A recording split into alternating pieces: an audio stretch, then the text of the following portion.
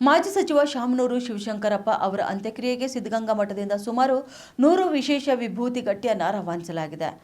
ಮಠಾಧ್ಯಕ್ಷ ಸಿದ್ಧಗಂಗಾ ಸ್ವಾಮೀಜಿಗಳು ತಮ್ಮ ವಾಹನದಲ್ಲಿ ದಾವಣಗೆರೆಯತ್ತ ವಿಶೇಷ ವಿಭೂತಿ ಗಟ್ಟಿಗಳನ್ನು ತೆಗೆದುಕೊಂಡು ಹೋಗಿದ್ದಾರೆ. ಈ ಬಗ್ಗೆ ಪ್ರತಿಕ್ರಿಯಿಸಿರುವ ಶ್ರೀಗಳು, ಶಿವಶಂಕರಪ್ಪನವರು ನಮ್ಮ ಸಮಾಜದ ಮುಖಂಡರು, ಸುದೀರ್ಘ ಸಾಮಾಜಿಕ, ಶೈಕ್ಷಣಿಕ, ರಾಜಕೀಯ ಸೇವೆ ಕೈಗೊಂಡವರು. ಇಡೀ ನಾಡಿಗೆ ಹಾಗೂ ಜಗತ್ತಿಗೆ ಶಾಮನೂರು ಶಿವಶಂಕರಪ್ಪ ಪರಿಚಯವಾಗಿದ್ದಾರೆ. ವಾಣಿಜ್ಯ ನಗರಿ ದಾವಣಗೆರೆಯನ್ನ ಶೈಕ್ಷಣಿಕ ನಗರಿಯಾಗಿಯೂ ಮಾಡಿದ ಕೀರ್ತಿ ಅವರಿಗೆ ಸಲ್ಲುತ್ತದೆ ಎಂದು ಅವರು ಹೇಳಿದ್ದಾರೆ.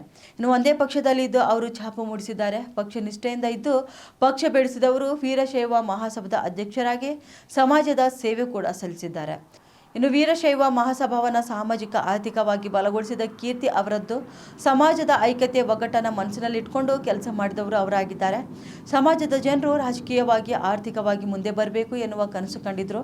ಶಾಮನೂರು ಶಿವಶಂಕರಪ್ಪ ರಾಜಕೀಯ, ಸಾಮಾಜಿಕ ಸೇವೆಯಲ್ಲಿ ವೀರ ಮತ್ತು ಧೀರರಾಗಿದ್ರು. ಅವರು ಸಮಾಜದ ಅವಿಸ್ಮರಣೀಯ ನಾಯಕರಾಗಿದ್ರು. ಅವರು ಬಿಟ್ಟು ಹೋದ ಮಾದರಿ, ಆದರ್ಶ ಅನುಕರಣೀಯವಾಗಿದೆ. ಸಿದ್ಧಗಂಗಾ ಮಠದಿಂದ ಅವರಿಗೆ ಶ್ರದ್ಧಾಂಜಲಿ ಅರ್ಪಿಸುತ್ತೇನೆ ಎಂದು ಶ್ರೀಗಳು ಹೇಳಿದ್ದಾರೆ.